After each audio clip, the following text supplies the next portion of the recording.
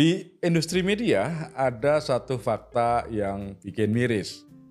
Fakta ini sudah lama dirasakan oleh para pengelola media, tapi nyaris belum ada yang berhasil mencari solusi yang jitu sampai hari ini. Fakta apa itu? Fakta bahwa masyarakat enggan membayar atau berlangganan media untuk mendapatkan berita. Nah, saya jadi heran, mungkin Anda juga, mengapa orang enggan berlangganan media, membayar berita. Kita bahas setelah ini.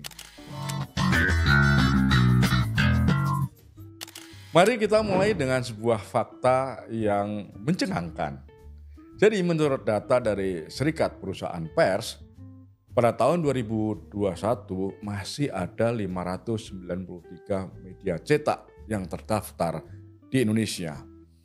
Namun hanya dalam waktu setahun, jumlah itu anjlok drastis menjadi 399 pada tahun 2022. Tidak hanya itu, tiras media cetak pun mengalami penurunan yang sangat drastis dari sekitar 7,5 juta eksemplar per terbit pada tahun 2021 menjadi hanya 5 juta eksemplar per terbit pada tahun 2022. Fakta ini atau data ini menunjukkan bahwa media cetak di Indonesia sedang menghadapi tantangan yang sangat besar dan serius. Perubahan perilaku konsumen yang lebih memilih konten digital ditambah dengan biaya produksi dan distribusi yang tinggi membuat banyak media cetak kesulitan bertahan. Kenaikan harga kertas dan tinta yang sebagian besar masih harus impor makin memberatkan beban operasional media cetak. Di sisi lain, penetrasi internet dan media digital yang makin meluas dengan perkembangan teknologi yang telah mengubah cara masyarakat mengkonsumsi informasi itu juga menambah tantangan. Generasi muda kini lebih memilih membaca berita melalui gawai atau perangkat digital seperti smartphone atau tablet. Akses yang cepat, praktis, dan gratis menjadi alasan utama pergeseran perilaku ini. Nah, pergeseran ke media digital membawa tantangan yang besar.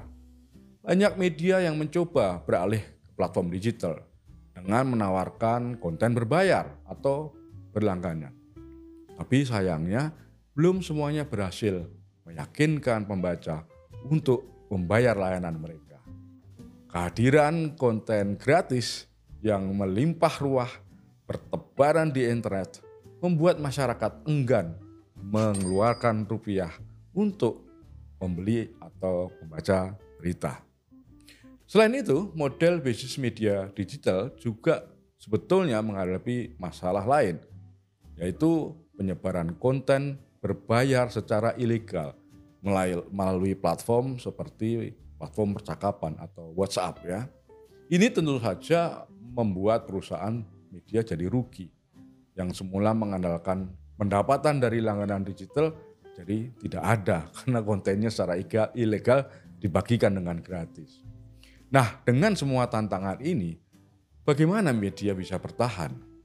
Apakah mungkin mengembalikan lagi minat masyarakat untuk berlangganan media berbayar?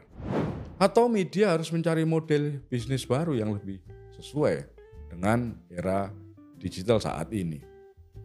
Ya, dulu membaca berita itu seperti ritual. Saya ingat tuh orang membuka koran pagi-pagi sambil nyeruput kopi, mungkin sambil merokok gitu ya, lalu membaca dengan serius.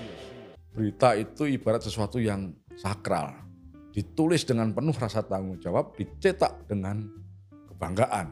Sampai-sampai para jurnalis dijuluki dengan anjing penjaga demokrasi. Nah, tapi situasi sudah berbeda. Sekarang kayak apa? Media online lebih mirip pedagang asongan di lampu merah. Sangat berisik, agresif. Dan yang mereka jual ada barang murah, ya kan? Gratis. Jadi coba bayangkan saat ini, saat kita membuka ponsel, mencari berita terbaru. Yang muncul headline seperti ini. Wow, wanita ini ditemukan di dalam kulkas setelah 3 tahun. Apa yang kita bayangkan dari berita dengan judul seperti ini? Apakah ini berita tentang korban pembunuhan, konspirasi kriminal, atau yang lain? Kalau kita baca lebih lanjut berita seperti itu, ternyata itu adalah cerita tentang wanita yang masih hidup. Tinggal di rumah kecil dengan dapur yang sempit. Jadi judul itu ternyata hanya clickbait untuk membuat orang membaca, padahal isinya sama. Dengan berita semacam ini pembaca jadi merasa dibohongi. Sekali mungkin mereka memaafkan. Tapi kalau setiap hari dihadapkan dengan berita semacam ini, maka kepercayaan pembaca kepada media akan hilang. Dan ketika kepercayaan itu hilang, tidak ada alasan bagi mereka untuk membayar. Jadi kita perlu bertanya, siapa yang membiarkan hal seperti ini terus terjadi? Apakah ini sepenuhnya salahnya pembaca yang hanya mau membaca berita sensasional, atau media yang sudah kehilangan prinsip dan nyali? Ya, kenapa saya bertanya begini? Karena media dulu itu adalah pengawas kekuasaan. Sekarang banyak media yang justru berubah menjadi corong kepentingan. Kepentingan siapa? Ya kepentingan siapa lagi ya? Ada banyak kepentingan di negeri ini. Sekarang coba kita lakukan eksperimen kecil. Ambil satu peristiwa politik, misalnya kebijakan efisiensi pemerintah. Ya. Lalu ambillah 2 media yang berbeda. Mungkin kita akan menemukan di media A, ya judulnya pemerintah melakukan efisiensi di tengah kesulitan ekonomi. Sementara media yang lain judulnya Indonesia gelap, rakyat makin sulit. Banyak wartawan dipecat. Mana yang benar?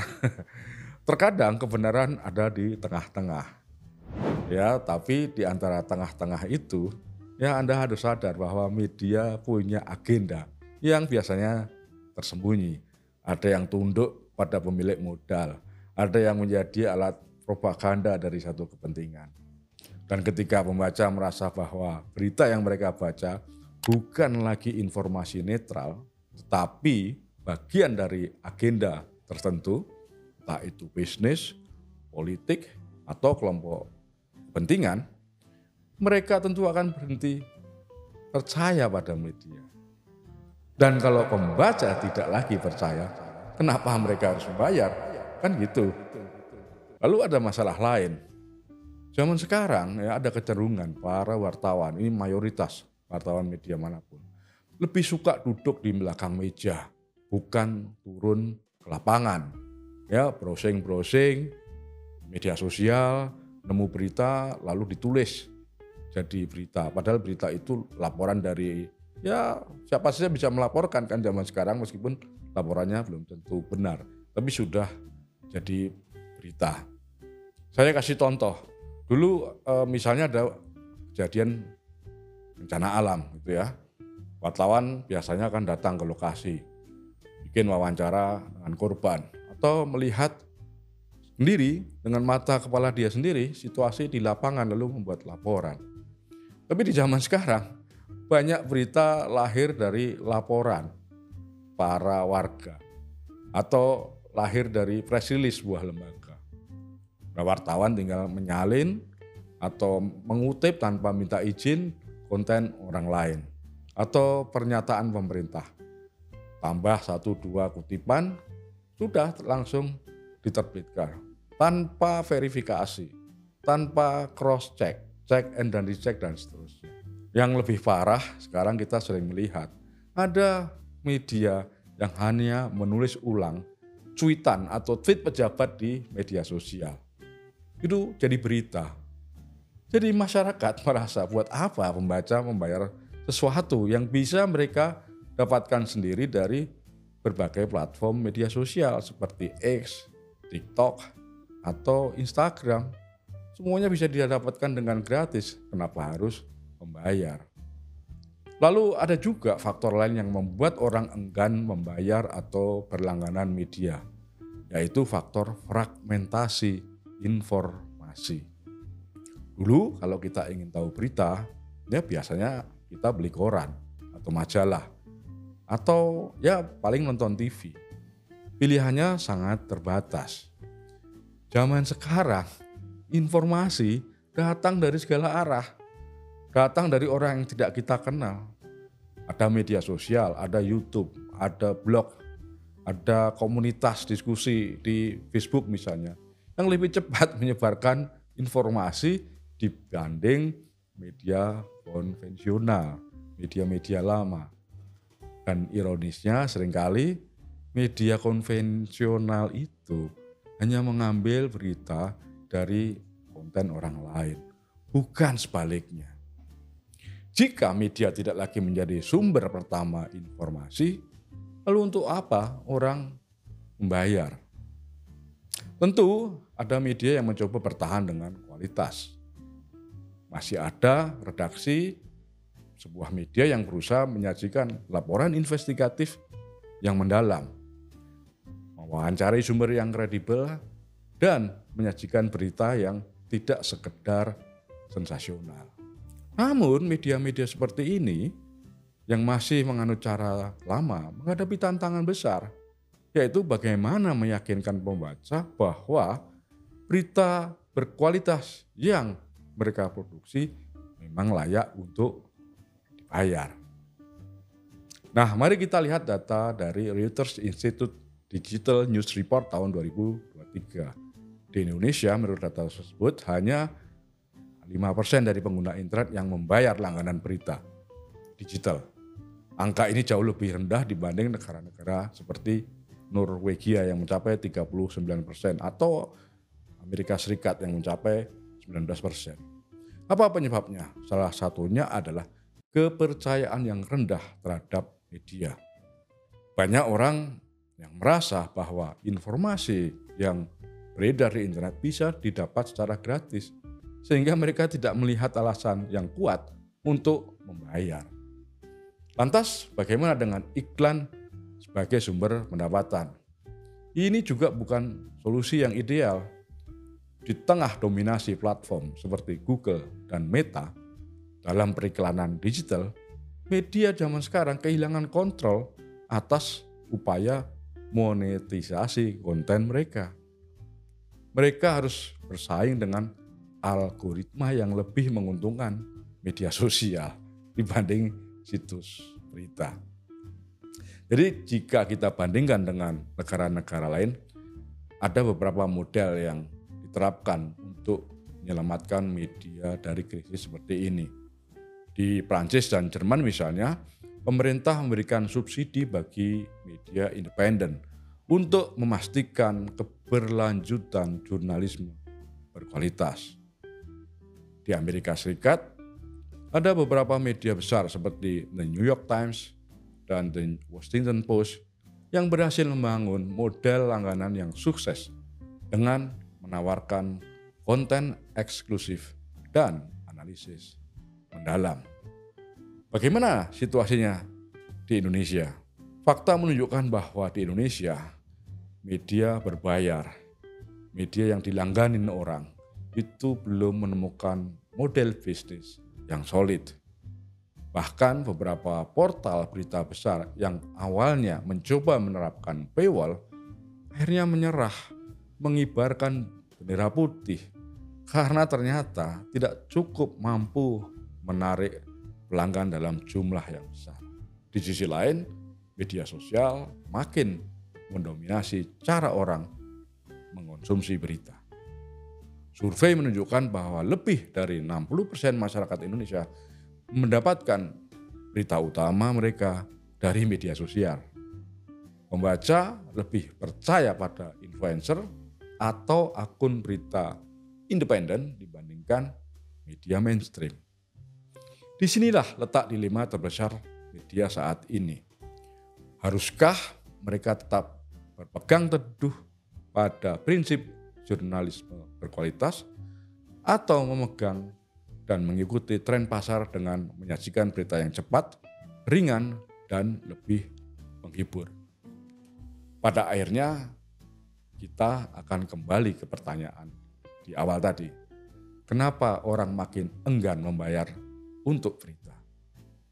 Jawabannya bukan sekedar karena masyarakat pelit, bukan karena masyarakat malas membaca, tapi karena media belum membuktikan bahwa mereka layak didanai oleh publik. Kepercayaan itu mahal. Sekali hilang sulit untuk dikembalikan. Jika media ingin dipercaya lagi, mereka harus berani berubah. Berhentilah menjadi pedagang berita murahan dan kembali ke jurnalisme yang bermartabat. Harus ada pemisahan yang jelas antara berita dan iklan, ya, bukan seperti sekarang ini banyak media yang menyamarkan iklan sebagai berita. Harus ada laporan investigasi lagi, bukan sekedar menulis ulang press release. Media harus punya keberanian untuk mengkritisi kekuasaan, bukan sekedar mengulang kata-kata pejabat. Hanya dengan cara-cara seperti itu, saya rasa media akan kembali menjadi sesuatu yang berharga. Sesuatu yang layak untuk dibayar oleh pembaca. Taufik.